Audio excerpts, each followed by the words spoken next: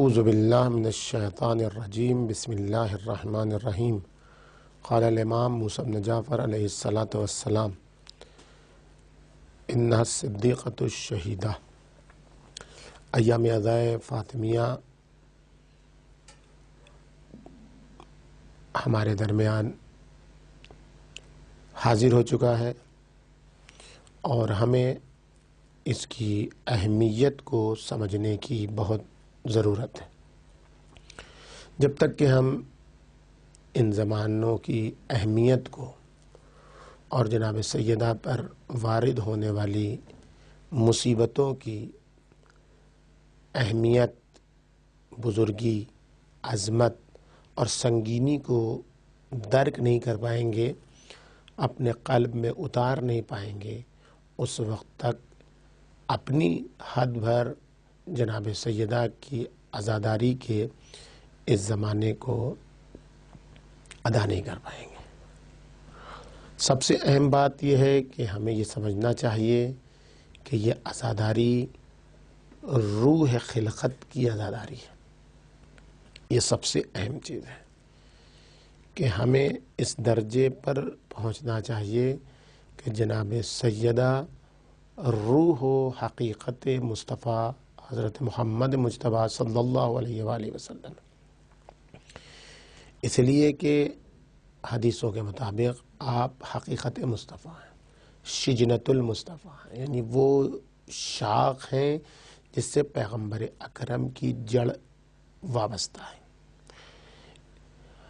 اگر جناب صدیقہ طاہرہ مسکراتی ہیں، انبساط خاطر پیدا کرتی ہیں، تو پیغمبر اکرم کو سرور نصیب ہوتا ہے، انبساط خاطر پیغمبر اکرم کو نصیب ہوتا ہے۔ قبض و بسط کی عبارت ہے روایت میں۔ اس بنیاد پر اگر جناب سیدہ کو سکون ملتا ہے، سرور ملتا ہے، انبساط خاطر عطا ہوتا ہے، تو پیغمبر اکرم کو عطا ہوتا ہے۔ پیغمبر اکرم کو اگر انبساط خاطر عطا ہوتا ہے تو من الجبروت الی اللاہوت، عالم جبروت سے عالم ناسوت تک سب کو سرور نصیب ہوتا ہے۔ ساری خلقت کھلکھلا اٹھتی ہے، لہلہا اٹھتی ہے۔ اور اگر صدیقہ طاہرہ ایک آنکھ کھینچتی ہیں تو اس کا مطلب یہ ہے کہ عقل کل عقل، علم کل علم، اخلاق کل اخلاق آہ سرد کھینچتا ہے، آزردہ خاطر ہوتا ہے۔ اس کا مطلب یہ کہ اگر جناب سیدہ غمزدہ ہیں، اگر جناب سیدہ کے سینے سے ٹیس اٹھتی ہے، اگر جناب سیدہ کے پہلو سے ٹیس اٹھتی ہے، اگر جناب سیدہ کے بازو سے ٹیس اٹھتی ہے، اگر جناب سیدہ گریہ و زاری کرتی ہیں، تو اس کا مطلب یہ ہے کہ جناب سیدہ کا وجود وہ وجود ہے کہ جس کی بنیاد پر پیغمبر اکرم آزردہ خاطر ہو رہے ہیں۔ پیغمبر اکرم آزردہ خاطر ہو رہے ہیں یعنی پوری خلقت آزردہ خاطر ہو رہی ہے۔